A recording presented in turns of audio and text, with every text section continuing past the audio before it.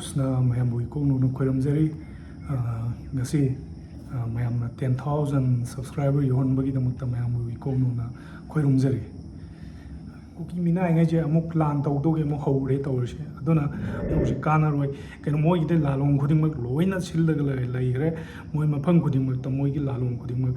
ꯃꯩꯇꯩꯁꯦ ꯑꯃꯨꯛꯇꯗꯤ ꯇꯨꯝꯅ ꯍꯥꯠꯀꯦ ꯍꯥꯏꯕꯁꯦ ꯃꯣꯏꯒꯤ ꯋꯥꯈꯜꯅꯦꯕꯀꯣ ꯑꯗꯨꯅ ꯑꯩꯈꯣꯏꯒꯤꯁꯨ ꯀꯔꯤ ꯇꯧꯕ ꯌꯥꯏ ꯀꯩꯗꯧꯒꯗꯅꯤ ꯍꯥꯏꯕꯗꯣ ꯑꯩꯈꯣꯏꯒꯤ ꯂꯩꯔꯤꯕ ꯄ꯭ꯔꯖꯥ ꯃꯌꯥꯝꯁꯤꯅ ꯋꯥꯈꯜ ꯇꯥꯃꯤꯟꯅꯕ ꯗꯔꯀꯥꯔ ꯑꯣꯏ ꯃꯁꯤꯗ ꯁꯣꯁꯤꯌꯦꯜ ꯃꯦꯗꯤꯌꯥꯗ ꯈꯟꯅ ꯆꯩꯅꯗꯅ ꯑꯃꯒ ꯍꯨꯟꯅꯗꯅ ꯑꯗꯩꯗꯤ ꯑꯃꯃꯨꯛ ꯄꯨꯊꯣꯛ ꯑꯃꯨꯛ ꯍꯨꯜꯂꯛꯀꯅꯤ ꯑꯃꯃꯨꯛ ꯄꯨꯊꯣꯛꯑꯅꯤ ꯉꯥꯏꯍꯥꯛ ꯂꯩꯔꯒ ꯅꯨꯄꯤ ꯑꯃꯨꯛ ꯍꯨꯜꯂꯛꯀꯅꯤ ꯉꯥꯏꯍꯥꯛ ꯂꯩꯔꯒ ꯃꯆꯤꯟ ꯊꯤꯔꯨꯕꯒꯤ ꯑꯃꯨꯛ ꯄꯨꯊꯣꯔꯛꯀꯅꯤ ꯁꯤꯒꯨꯝꯕ ꯐ꯭ꯌꯨꯆꯔꯁꯤ ꯁꯤꯒꯨꯝꯕ ꯀꯩꯅꯣꯁꯤ ꯌꯥꯝ ꯅꯨꯡꯉꯥꯏꯕ꯭ꯔꯥ ꯃꯌꯥꯝ ꯅꯨꯡꯉꯥꯏꯔꯝꯃꯣꯏꯀꯣ ꯇꯥꯕꯗ ꯌꯦꯡꯕꯗ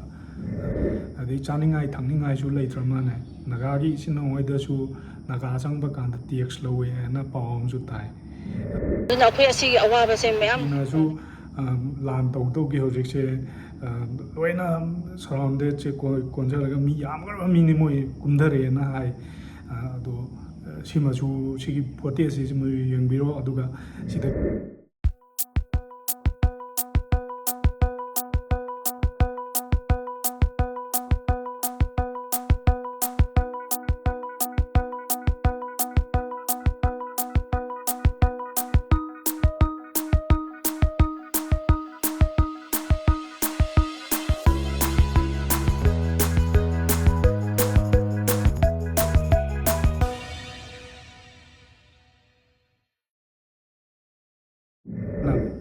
ꯁꯉꯥꯏ ꯑꯦꯛꯁꯄ꯭ꯔꯦꯁꯀꯤ ꯅ꯭ꯌꯨꯁꯄꯦꯄꯔ ꯄꯣꯔꯛꯄꯉꯩꯗꯣ ꯑꯗꯨꯁꯨ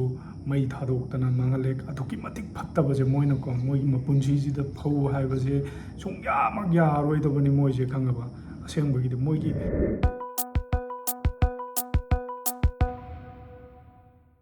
ꯑꯩꯈꯣꯏꯒꯤ ꯔꯤꯂꯤꯐ ꯀꯦꯝꯗ ꯂꯩꯔꯤꯕ ꯏꯆꯦꯉꯩꯁꯦ ꯏꯁꯤꯡ ꯆꯥꯎꯁꯟꯗꯅ ꯄꯩꯁꯥ ꯇꯥꯅꯕꯅꯤ ꯈꯣꯠꯅꯕꯅꯦꯅ ꯇꯧꯖꯗꯅ ꯏꯁꯤꯡ ꯄꯩꯁꯥ ꯇꯥꯅꯕꯅꯦꯅ ꯀꯩꯀꯩ ꯃꯅꯤꯄꯨꯔꯗ ꯑꯉꯝꯕ ꯊꯕꯛ ꯁꯨꯖꯔꯒ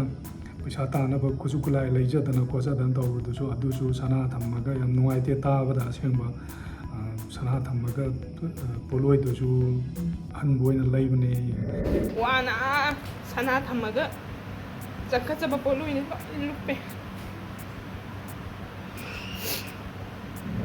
ꯑꯗ ꯏꯁꯤꯡ ꯊꯨꯝꯖꯤꯟꯗꯅ ꯑꯗꯨꯛꯀꯤ ꯃꯇꯤꯛ ꯊꯤꯅ ꯅꯨꯡꯉꯥꯏꯇꯦꯕꯀꯣ ꯁꯤꯃ ꯊꯤꯅ ꯅꯨꯡꯉꯥꯏꯇꯦ ꯑꯁꯦꯡꯕ ꯊꯃꯣꯏ ꯁꯣꯛꯅꯤꯡꯉꯥꯏꯅꯤ ꯂꯥꯟꯖꯦꯟꯅꯔꯕ ꯃꯇꯨꯡꯗ ꯏꯁꯤꯡꯅ ꯑꯃꯨꯛ ꯃꯣꯏꯒꯤ ꯃꯊꯛꯇ ꯑꯃꯨꯛ ꯑꯋꯥꯕ ꯄꯤꯕ ꯑꯗꯩꯗꯤ ꯀꯩꯅꯣ ꯇꯧꯕ ꯃꯁꯤꯗ ꯑꯩꯈꯣꯏꯒꯤ ꯃꯅꯤꯄꯨꯔ ꯒꯃꯦꯟꯗ ꯂꯩꯕ ꯃꯔꯤ ꯂꯩꯕ ꯑꯣꯊꯣꯔꯤꯇꯤ ꯈꯨꯗꯤꯡꯃꯛꯅ ꯌꯦꯡꯁꯤꯟꯕꯤꯌꯨ ꯃꯈꯣꯏꯒꯤꯗꯃꯛꯇ ꯃꯤꯍꯣꯝꯅ ꯍꯥꯏꯖꯔꯤ ꯑꯗꯨꯒ ꯀꯨꯀꯤ ꯑꯣꯏꯈ꯭ꯔꯦꯀꯣ ꯀꯨꯀꯤꯗꯤ ꯑꯗꯨꯝ ꯀꯥꯞꯅꯗꯧ ꯂꯩꯔꯕꯅꯤ ꯍꯥꯠꯅꯗꯧ ꯂꯩꯔꯕꯅꯤ ꯑꯗꯨꯝ ꯊꯦꯡꯅꯕ ꯃꯐꯝ ꯈꯨꯗꯤꯡꯃꯛꯇ ꯃꯣꯏꯒꯤ ꯋꯥ ꯌꯥꯝ ꯀꯥ ꯍꯦꯟꯅ ꯉꯥꯡꯉꯔꯣꯏꯒꯦ ꯑꯩꯈꯣꯏ ꯃꯅꯤꯄꯨꯔꯒꯤ ꯋꯥ ꯈꯔ ꯀꯩꯅꯣꯗ ꯑꯣꯏꯅ ꯇꯧꯔꯛꯀꯦ ꯑꯩꯈꯣꯏꯒꯤ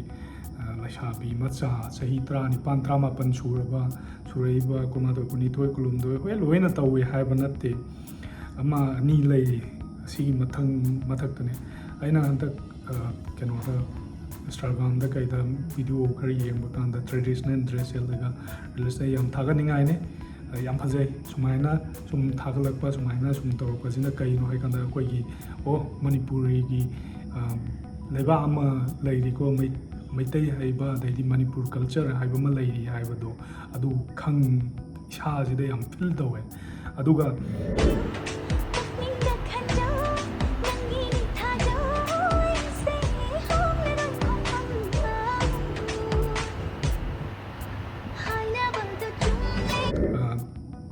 ꯈꯔ ꯑꯃꯅ ꯂꯩꯔꯤ ꯀꯩꯅꯣ ꯍꯥꯏꯀꯥꯟꯗ ꯃꯃꯥꯡꯗꯁꯨ ꯀꯩꯅꯣꯒ ꯑꯥꯏꯐꯣꯟꯒꯤ ꯃꯃꯤꯡꯗꯣ ꯂꯥꯏꯐꯣꯟꯒ ꯆꯠꯅꯈꯤꯗꯥꯏꯅꯦ ꯂꯥꯏꯐꯣꯟ ꯂꯩꯗ꯭ꯔꯗꯤ ꯌꯥꯗꯦ ꯀꯥꯅꯀꯣ ꯃꯁꯦ ꯀꯩꯅꯣ ꯍꯥꯏ ꯁꯤꯒꯨꯝꯕ ꯈꯔꯁꯤꯅ ꯑꯩꯈꯣꯏ ꯊꯥꯏꯅꯉꯩꯗ ꯃꯧ ꯀꯥꯡꯕꯨꯁꯦ ꯑꯩꯈꯣꯏꯒꯤ ꯏꯁꯥꯒꯤ ꯀꯣꯠꯄꯤꯁꯦ ꯂꯤꯠꯂꯒ ꯀꯩꯅꯣꯝ ꯍꯥꯏꯕꯅꯤꯅ ꯕ꯭ꯂꯥꯎꯁ ꯑꯀꯣꯠꯄꯤꯗꯣ ꯂꯤꯠꯂꯒ ꯐꯨꯔꯤꯠ ꯀꯩꯅꯣꯃ ꯐꯤ ꯑꯃ ꯃꯣꯏꯔꯥꯡ ꯐꯤ ꯆꯟꯕ ꯑꯃ ꯀꯩ ꯑꯃ ꯏꯟꯅꯩꯗꯅ ꯑꯗꯨꯅ ꯍꯧꯖꯤꯛꯁꯤꯅ ꯏꯁꯇꯥꯏꯜꯅꯦ ꯍꯥꯏꯗꯅ ꯂꯩꯁꯥꯕꯤ ꯃꯆꯥꯉꯩꯁꯤꯅ ꯀꯩꯅꯣ ꯍꯥꯏꯀꯥꯟꯗ ꯑꯀꯣꯠꯄꯤꯁꯦ ꯀꯣꯠꯄꯁꯦ ꯂꯤꯠꯂꯅꯦꯕꯀꯣ ꯂꯤꯠꯂꯒ ꯔꯤꯜꯁ ꯅꯝꯃꯤꯅꯤ ꯑꯗꯩꯗꯤ ꯀꯩꯅꯣ ꯇꯧꯔꯦ ꯔꯤꯜꯁꯀꯤ ꯃꯇꯥꯡꯗ ꯍꯧꯖꯤꯛ ꯃꯇꯝꯒꯤ ꯑꯣꯚꯔ ꯑꯣꯏꯕ ꯗ꯭ꯔꯦꯁ ꯁꯦꯠꯂꯛꯀꯅꯨ ꯁꯤ ꯑꯃ ꯄꯣꯠꯊꯣꯛꯑꯦ ꯀꯔꯤ ꯀꯥꯟꯅꯕ ꯂꯩ ꯅꯨꯄꯤ ꯍꯥꯏꯕꯁꯦ ꯇꯥꯁꯤꯜꯂꯤꯉꯩ ꯐꯖꯕꯅꯤ ꯀꯣ ꯅꯨꯄꯥ ꯍꯥꯏꯕꯁꯤꯅ ꯊꯥꯗꯣꯛꯏꯉꯩ ꯐꯖꯕ ꯅꯨꯄꯤꯅ ꯆꯦꯛꯁꯤꯜꯂꯤꯉꯩ ꯐꯖꯕꯅꯦꯕꯀꯣ ꯃꯁꯤꯗ ꯑꯣꯚꯔ ꯑꯣꯏꯅ ꯊꯥꯗꯣꯛꯄꯤꯁꯦ ꯄ꯭ꯔꯗ꯭ꯌꯨꯁꯔ ꯗꯤꯔꯦꯛꯇꯔꯅ ꯍꯥꯏꯔꯁꯨꯅꯦ ꯅꯨꯡꯁꯤꯅꯁꯤ ꯊꯃꯣꯏꯗ ꯍꯥꯏꯌꯨ ꯀꯣ ꯐꯤ ꯀꯣꯛꯄꯩ ꯊꯕꯛ ꯇꯧꯔꯣꯏꯁꯦ ꯐꯣꯟꯁꯤ ꯄꯥꯏꯔꯦ ꯐꯣꯟꯁꯤꯗ ꯔꯤꯜꯁꯇꯣ ꯆꯨꯝꯅ ꯅꯝꯕꯤꯔꯣꯕ ꯃꯅꯤꯡ ꯁꯣꯟꯒꯤ ꯕꯦꯛ ꯁꯥꯏꯠꯀꯤ ꯃꯅꯤꯡꯁꯦ ꯁꯤ ꯑꯃꯨꯛ ꯅꯝꯃꯛꯑꯅꯦꯕ ꯑꯗꯒꯤꯗꯤ ꯃꯃꯥꯡ ꯑꯃꯨꯛ ꯅꯝꯃꯛꯑꯅꯦꯕ ꯁꯤ ꯀꯔꯤ ꯔꯤꯜꯁ ꯈꯨꯅꯝꯅꯣ ꯁꯤꯁꯦ ꯑꯩꯒꯤ ꯅꯤꯡ ꯆꯥꯎꯋꯦ ꯑꯩꯒꯤ ꯀꯩꯅꯣ ꯆꯥꯎꯋꯦꯅ ꯁꯨꯝ ꯌꯦꯡꯍꯟꯅꯤꯡꯉꯤꯔꯕ ꯃꯌꯥꯝꯗ ꯀꯦꯖꯤ ꯀꯌꯥ ꯇꯥꯕꯅꯣ ꯀꯦꯖꯤ 2-3 ꯇꯥꯕ꯭ꯔꯥꯅ ꯃꯌꯥꯝꯁꯤꯗ ꯁꯨꯝ ꯌꯦꯡꯍꯟꯅꯤꯡꯉꯤꯔꯕ ꯁꯤꯁꯤ ꯌꯦꯡꯕꯗ ꯅꯨꯡꯉꯥꯏꯕ꯭ꯔꯕ ꯅꯁꯥ ꯑꯁꯦꯡꯕ ꯄꯩꯁꯥꯁꯤ ꯇꯥꯜꯂ ꯐꯪꯉꯦ ꯑꯋꯥꯕ ꯋꯥꯔꯒ ꯋꯥꯅ ꯇꯥꯜꯂꯒ ꯆꯥꯕꯗꯨꯅ ꯐꯩꯕꯀꯣ ꯉꯁꯥꯏꯒꯤ ꯅꯁꯥꯒꯤ ꯏꯖꯠ ꯅꯁꯥꯒꯤ ꯍꯛꯆꯥꯡ ꯅꯁꯥꯒꯤ ꯄ꯭ꯔꯥꯏꯚꯦꯠ ꯄꯥꯔꯠ ꯃꯌꯥꯝꯗꯣ ꯁꯣꯁꯤꯌꯦꯜ ꯃꯦꯗꯤꯌꯥꯗ ꯌꯣꯟꯊꯣꯛꯑꯒ ꯅꯈꯣꯏꯅ ꯌꯣꯟꯊꯣꯛꯑꯒ ꯅꯈꯣꯏꯅ ꯃꯗꯨꯗ ꯄꯩꯁꯥ ꯇꯥꯜꯂꯒ ꯆꯥꯕ ꯉꯝꯅꯦꯅ ꯃꯌꯥꯝ ꯚ꯭ꯌꯨꯋꯔꯁꯇ ꯌꯦꯡꯍꯜꯂꯒ ꯆꯥꯕ ꯉꯝꯃꯦ ꯄꯨꯟꯁꯤ ꯆꯨꯞꯄ ꯑꯣꯏꯕ ꯌꯥꯒꯗ꯭ꯔꯕ ꯑꯗꯨꯒꯤ ꯄꯣꯠꯇꯣ On the plate, fuck you when I break.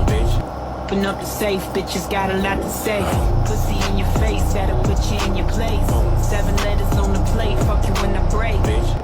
ꯅꯌꯨꯝ ꯄꯥꯜꯂꯛꯀꯅꯤ ꯅꯆꯥ ꯌꯥꯎꯔꯛꯀꯅꯤ ꯑꯩꯈꯣꯏ ꯃꯃꯤꯗꯣ ꯁꯤ ꯇꯧꯕ ꯑꯣꯏꯔꯦ ꯑꯗꯩꯗꯤ ꯅꯪꯉꯣꯟꯗ ꯇꯥꯟꯅꯔꯛꯀꯗꯧꯕ ꯅꯨꯄꯥꯁꯦ ꯀꯔꯝꯕ ꯅꯨꯄꯥꯅꯣ ꯍꯥꯏꯕ ꯀꯥꯟꯗ ꯉꯁꯥꯏꯒꯤ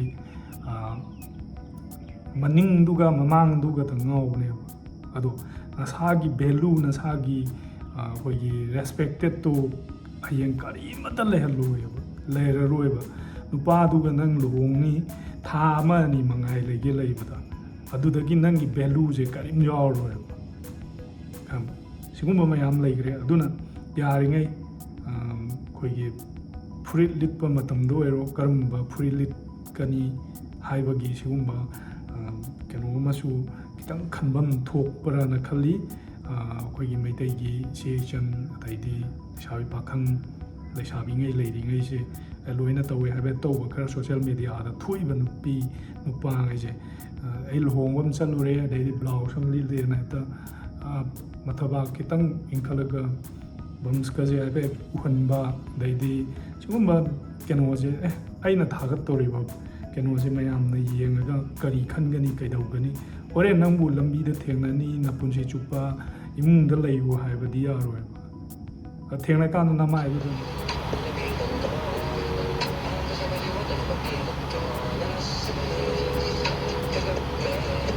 ꯍꯥꯏꯔꯁꯨ ꯑꯗꯩꯗꯤ ꯒ꯭ꯌꯥꯟ ꯇꯥꯅꯕ ꯉꯥꯡꯉꯁꯨ ꯑꯦꯁ ꯑꯩꯈꯣꯏꯗꯤ ꯏꯟꯁꯇꯥꯒ꯭ꯔꯥꯝꯗ ꯄꯩꯁꯥ ꯇꯥꯟꯕ ꯌꯥꯗꯦ ꯐꯦꯁꯕꯨꯛꯇ ꯔꯤꯜꯁ ꯍꯥꯞꯄꯒ ꯑꯗꯩꯗꯤ ꯌꯨꯇ꯭ꯌꯨꯕꯇ ꯔꯤꯜꯁ ꯍꯥꯞꯄꯒ ꯄꯩꯁꯥ ꯇꯥꯟꯕ ꯌꯥꯗꯦ ꯍꯥꯏꯗꯅ ꯆꯤꯀꯥꯡ ꯈꯥꯡꯕ ꯈꯔ ꯂꯩꯈ꯭ꯔꯦ ꯑꯁꯦꯡꯕ ꯁꯤꯁꯤꯅꯅꯤ ꯑꯅꯝꯕ ꯊꯣꯛꯍꯜꯂꯤ ꯃꯌꯥꯝꯁꯦ ꯑꯩꯈꯣꯏꯒꯤ ꯃꯅꯤꯄꯨꯔꯁꯤꯗ ꯉꯥꯛꯇ ꯂꯩꯇꯅ ꯊꯣꯛꯂꯛꯏꯁꯦ ꯑꯗꯨꯅ ꯚꯦꯂꯨ ꯀꯩꯅꯣ ꯍꯥꯏꯗꯅ ꯉꯁꯥꯏꯒꯤ ꯚꯦꯂꯨꯗꯣ ꯑꯃꯠꯇ ꯌꯥꯎꯍꯟꯗ꯭ꯔꯦꯕ ꯅꯁꯥꯗꯨꯗ ꯀꯔꯤ ꯑꯩꯈꯣꯏꯒꯤ ꯊꯥꯏꯅꯉꯩꯗ ꯒ꯭ꯂꯥꯁꯅ ꯃꯆꯤꯟꯗ ꯄꯨꯡ 1-2 ꯊꯝꯃꯒ ꯎꯞꯄꯒ ꯊꯝꯃꯒ ꯍꯧꯖꯤꯛ ꯃꯇꯝꯗꯒ ꯃꯆꯤꯟꯒꯗꯣ ꯁ꯭ꯋꯥꯏꯃꯨꯛꯀ ꯆꯥꯎꯍꯜꯂꯒ ꯐꯖꯔꯝꯅꯦ ꯑꯗꯣ ꯐꯖꯔꯝꯅꯦ ꯑꯩꯈꯣꯏꯗꯤ ꯅꯣꯛꯅꯤꯡꯕꯗ ꯂꯣꯏꯔꯦꯕ ꯒ꯭ꯂꯥꯁ ꯁ꯭ꯇꯤꯜꯒ ꯂꯤꯛꯂꯤ ꯒ꯭ꯂꯥꯁ ꯑꯃ ꯅꯨꯡꯁꯤꯠ ꯆꯞ ꯄꯨꯔ ꯄꯨꯡꯈꯥꯏ ꯑꯃ ꯀꯩ ꯑꯃ ꯅꯞꯁꯜꯂ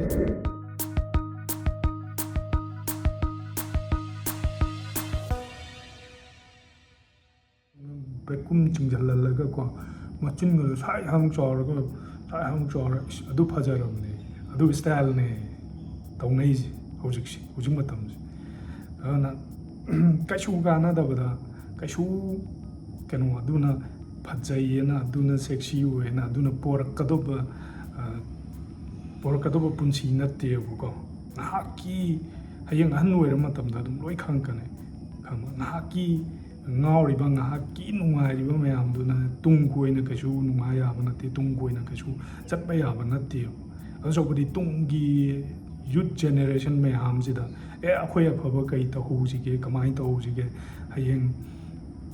ꯁꯤꯁꯤꯅꯗꯤ ꯌꯥꯔꯣꯏꯀꯣ ꯍꯌꯦꯡ ꯃꯇꯝ ꯑꯃꯗ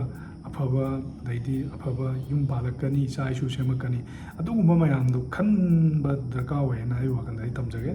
daidi mamangda viral ai video de hapcharoi ko athauba jing da su yamna disturbance pibidaba hadare makoina tawreiba makoina waraiba to matik chapcha bane aduda hai pa sadana daidi changchal daga adunia dani message comment da adunia dani na chungang ang bi gano ko ngang ore chawning akta ni athauba je kaino hagan mama laiba nungsiman ba heman bagi ko chamdumta iyongone hantak ki matang jida social media da nga lerga balagi oigre dui matungda mo machin tinei na muktole dui matungda mo adugi mamang de kai no thoki me amdo ada Facebook ka je moina pairaga social media ga je link henan dawna ba viral chatna ba tawrira adai nungai na ba tawrira noi na sansa gi khallaga na sansa gi personality uraga na sansa gi viral chatna ba khallira haibado ado mem ta de noi adumaina adum viral oilaga hayeng hayeng niko viral oidoido ana sumaina leire ba ko social media hayeng ni viral oido ba lei video leirongani aduna hayeng ji ado tawbasu adum nini humni kanaraga adum viral oira pot pe kama amma mu tholakani aduna yaringai kaino aigana som na khanbiyo leibaki athauba na seba tawriba honari je akhoi mayam gini masida disturbance tawdabida yengningdega adu tawninga jingmo mayam je ngambi daba wathi warem da yamna question daba wathi de yamna pushan daba ko sigumba dana henna som na tawriba thabak tu yamna interesting leina yamna kan honaraga yu thappaduna amarom da yumda tummaga gogo na kho tumma lermaneba asai makhut yamna lengning ba haidare khangaba koigi bijadi pana thiba keno lasu kaigino haigana tholkado mayam maduda hairuni paduna mubaroni mushongingani aduna message hanna talle asiang maigo ai si YouTube channel jida adugi matik kaino haigana as tharai comment je loibene migi video wairaga namba adugumba da paisa tale adu onjanna koi khanau ya kaino haigana sidagi henna phajaba content mayam su puthorpa yai ko hojikidi kaino haigana puthoribani tamna sum eta jakkana eta tawba yadi tamna sum honaraga tamna success adum moireidana ko miwai basi kaino haigana honadargadi ai YouTube hangninge ai Facebook paininge ai Facebook ta paisa tanninge ta eta tawba yadi honadargadi kaisu paisa phangninge leiti aduna akhoi honaba kanje haibadi motivation gumba khata biba mind refreshing oina hadare yam nungaibane adugumba mayam se tabiba adai like gumba ge gumba khapa biba sigumba tawrogadi sum future se afaba marom mafamda lakani khali nga ge social media da ai si mau challaga private part ulaga ulaga na tawraga ai viral oina ba ai gi paisa phangona ba si tawbi gano se bai tawba kaim kande ba ko sigumba se na hoi hariba ai bokta kaino agana video je mengon dagi doctor ko moi thagala amne ko jo amu moi gi mathakta discussion da ora thabi ta am kaino se yengo iPhone lam pa di lore iPhone ke iPhone na pro iPhone lam pa di ko iPhone ga hai thuk ti iPhone lam pa di kaino hai kan da asagi sak phaja lore maning ka pa na mani mamang ka pa na mani ai ning gam sorry ai thun gam pai na social media da kul ini jet juale ba ane wari mayam like ado yam nuaire ko mayam ai ngonda comment pirakpa amani ai chinaw kale voice ta de ko ta ba do ai je sum potchei kaya da mic sumaina phone dagi nga phone da ngang bane ba ai ngonda mic ke kaim season na banate sida andak se upgrade mic ama upgrade tawge na tawri adu lakpaga mayam gi thaujan dagi su sum upgrade tawba ngamane aduna mayam na 10,000 subscriber yon bagi mayam bu haini ai leitana thaga chari mamiom ta support tawbi bagi ko